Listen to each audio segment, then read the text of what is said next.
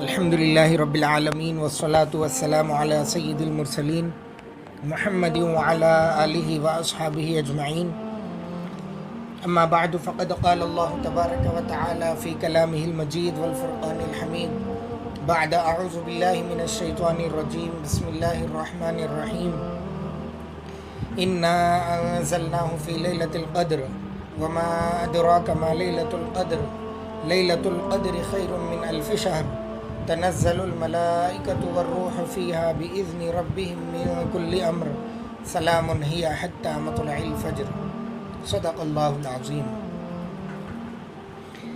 ابھی جو سورت تلاوت کی گئی اس کا نام سورۃ القدر ہے۔ یہ سورت مکے میں نازل ہوئی اور اس سورت کی 5 آیتیں ہیں۔ ترجمہ ملاحظہ ہو کہ شروع اللہ کے نام سے جو بڑا مہربان نہایت رحم والا ہے۔ پہلی آیت کا ترجمہ ہے کہ ہم نے اس کو اتارا شب قدر میں، یعنی قرآن کو اتارا شب قدر میں، اور تو نے کیا سمجھا کہ کیا ہے شب قدر؟ شب قدر بہتر ہے 1000 مہینے سے۔ اترتے ہیں فرشتے اور روح اس میں اپنے رب کے حکم سے ہر کام پر۔ امان ہے وہ رات صبح کے نکلنے تک۔ یہ تھا سورہ کا ترجمہ۔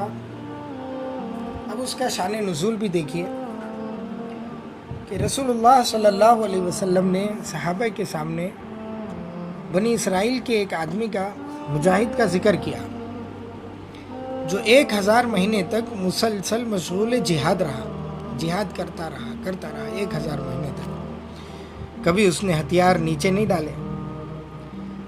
مسلمان جب سنے نبی اکرم صلی اللہ علیہ وسلم کی زبان اطہر سے اس بات کو تو ان کو بڑا تعجب ہوا اور اس پر بہت رشک کرتے تھے کہ ہائے، بنی اسرائیل کی امت جو تھی اس کی عمر تو بہت بڑی تھی اور وہ تو اتنے بڑے بڑے کارنامے اور اتنی بڑی بڑی عبادتیں کرتے تھے۔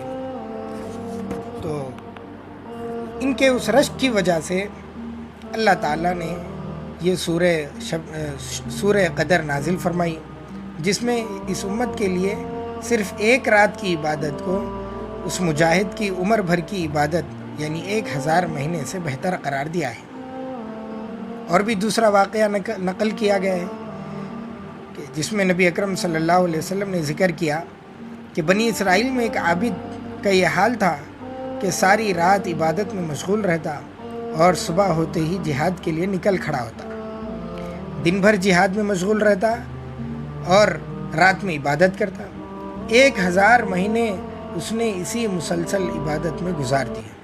اس پر اللہ تعالیٰ نے سورہ قدر نازل فرما کر اس امت کی فضیلت سب پر ثابت فرما دی۔ اس سے یہ بھی معلوم ہوتا ہے کہ شب قدر امت محمدیہ صلی اللہ علیہ وسلم کی خصوصیت میں سے ہے۔ بہرحال تو شب قدر کی فضیلت کو اس سورہ میں ذکر کیا گیا ہے کہ شب قدر کی عبادت 1000 مہینوں سے افضل ہے، کہ جس میں فرشتے اور حضرت جبرائیل علیہ السلام اللہ کے حکم سے اترتے ہیں۔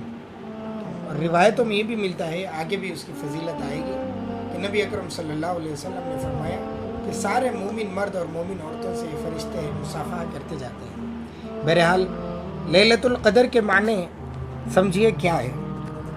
تو لیلۃن کہتے ہیں عربی میں رات کو، جس کو فارسی میں شب بھی کہتے ہیں، شب قدر یعنی قدر کی رات۔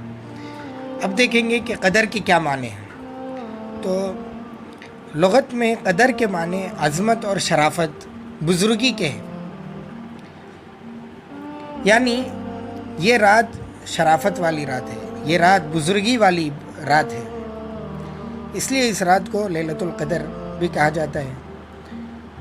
لیکن علماء میں سے ابو بکر وراق رحمۃ اللہ علیہ، انہوں نے ایک عجیب بات ارشاد فرمائی کہ اس رات کو لیلۃ القدر اس وجہ سے کہتے ہیں چونکہ قدر کا ایک معنی شرافت اور بزرگی کا ہے، عزت کا بھی ہے۔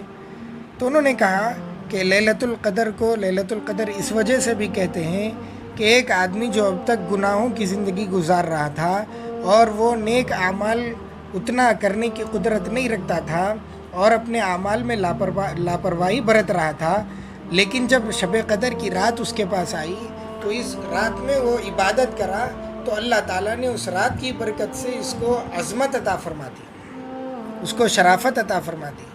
یعنی اس رات سے پہلے اس آدمی کی کوئی قیمت نہیں تھی، رات ملنے کے بعد اس نے عبادت کیا اور رات گزرنے کے بعد اس کی شرافت بڑھ گئی، عزت بڑھ گئی، اس کی قدر و قیمت بدل گئی۔ تو اس وجہ سے اس رات کو لیلۃ القدر بھی کہا جاتا ہے۔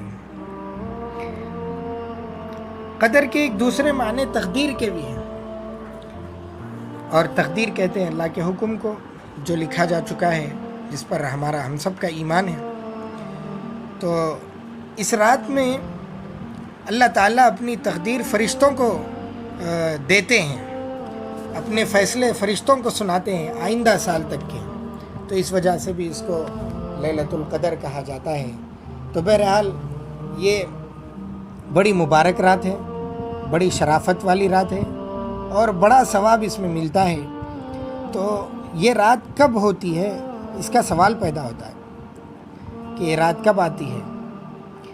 قرآن کریم میں تو کہا گیا کہ برکت والی رات ہے۔ حدیث مبارکہ میں نبی اکرم صلی اللہ علیہ وسلم نے فرمایا، جو بخاری میں بھی مذکور ہے، حضرت اماں جان حضرت عائشہ صدیقہ رضی اللہ عنہ کی روایت ہے کہ نبی اکرم صلی اللہ علیہ وسلم نے فرمایا، تحروا لیلۃ القدر فی العشر الاواخر من رمضان، یعنی شب قدر کو رمضان کے آخری عشرے میں تلاش کرو۔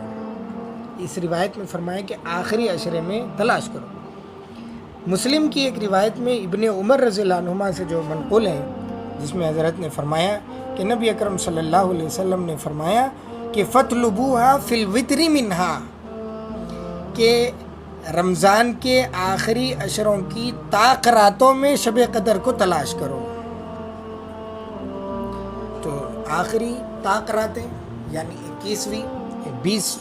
21واں روزہ جب مکمل ہو جاتا ہے تو جو رات آتی ہے وہ 21ویں رات ہوتی ہے، تو 21ویں رات یہ طاق رات ہے۔ پھر اس کے بعد 23ویں رات، یہ بھی طاق رات ہے۔ پھر اس کے بعد 25ویں رات، یہ بھی طاق رات ہے۔ پھر اس کے بعد 27ویں رات، یہ بھی طاق ہے، اس میں بھی عبادت کرنا ہے اور پورے طاق راتوں میں بھی عبادت کرنا ہے۔ پھر اس کے بعد 29ویں رات، یہ بھی طاق رات ہے۔ تو پھر فَاطْلُبُوهَا فِي الْوِتْرِ مِنْهَا، ان طاق راتوں میں، ان 5 طاق راتوں میں ان کو تلاش کرو۔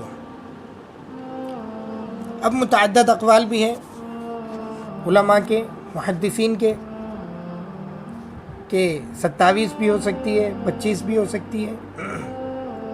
تو صحیح بات جو تفسیر مظہری میں ہے کہ ان سب اقوال میں صحیح یہ ہے کہ لیلۃ القدر رمضان المبارک کے آخری عشرے میں ہوتی ہے، مگر آخری عشرے کی کوئی خاص تاریخ متعین نہیں ہے، 21 ہے، 25 ہے، 23 ہے، 27 ہے، 29 ہے، کوئی متعین نہیں ہے۔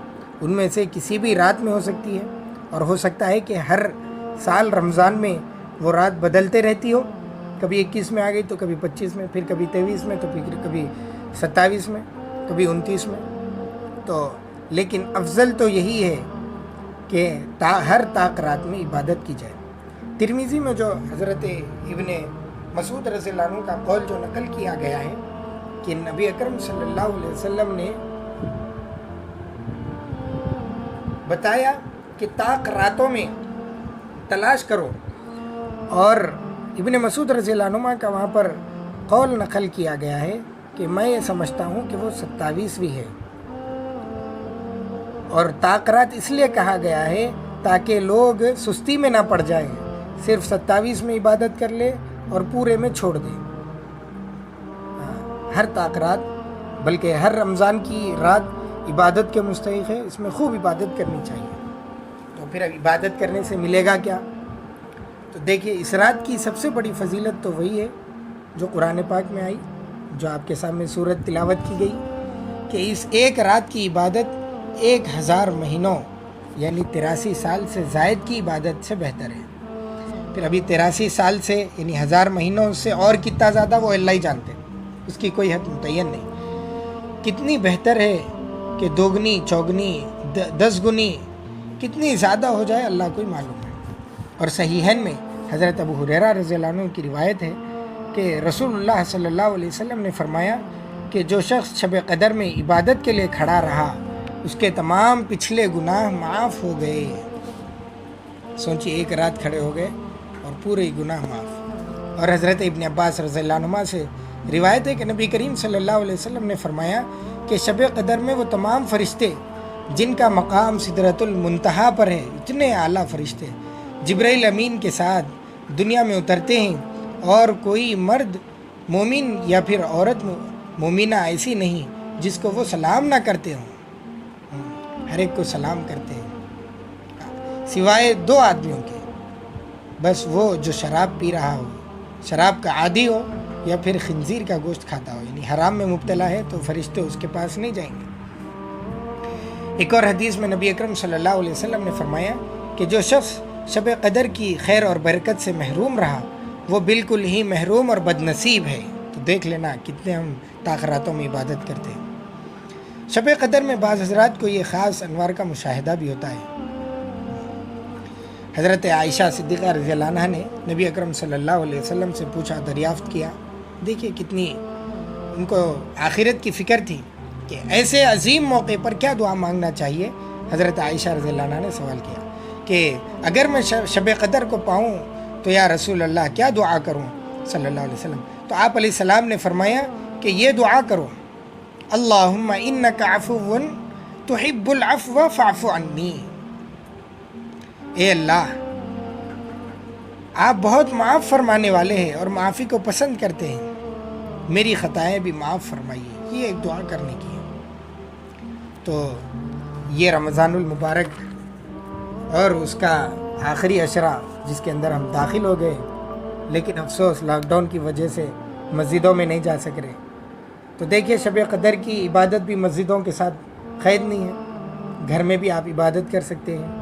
اور ماؤں بہنوں سے خصوصی گزارش ہے کہ اپنے رات کے اوقات کو عبادت میں صرف کریں۔ اس موقع پر علماء نے ایک خاص مسئلہ بتایا ہے، وہ یہ کہ جس شخص نے بھی شب قدر میں عشاء کی نماز اور صبح یعنی فجر کی نماز جماعت سے پڑھ لی ہے، اس نے بھی اس رات کا ثواب پا لیا، اور جو شخص جتنا زیادہ اس میں عبادت کرے گا اتنا زیادہ اس کو ثواب ملے گا۔ بہرحال ہم کو تو پوری کوشش کرنا ہے کہ پوری رات ہماری رائے گاہ نہ جائے، عبادت میں گزرے، تلاوت میں گزرے، لیکن اگر نہیں ہو سکا تو کم از کم اتنا تو خیال رکھیں کہ ہماری رات کی عشاء کی نماز اور فجر کی نماز جماعت سے تو ضرور ہونی چاہیے۔ صحیح مسلم میں حضرت عثمان غنی رضی اللہ عنہ کی روایت ہے کہ رسول خدا صلی اللہ علیہ وسلم نے ارشاد فرمایا کہ جس شخص نے عشاء کی نماز جماعت کے ساتھ ادا کر لی تو آدھی رات کے قیام کا ثواب پا لیا، اور جس نے صبح کی نماز بھی جماعت سے ادا کر لی تو پوری رات جاگنے کی عبادت کا ثواب حاصل کر لیا۔ تو اللہ تعالیٰ صحیح طور پہ ہم کو ان راتوں کی اور شب قدر کی قدر کرنے کی توفیق عطا فرمائے، اس میں عبادتیں اور تلاوت کرنے کی توفیق عطا فرمائے۔ آمین۔ وآخر دعوانا الحمد للہ رب العالمین۔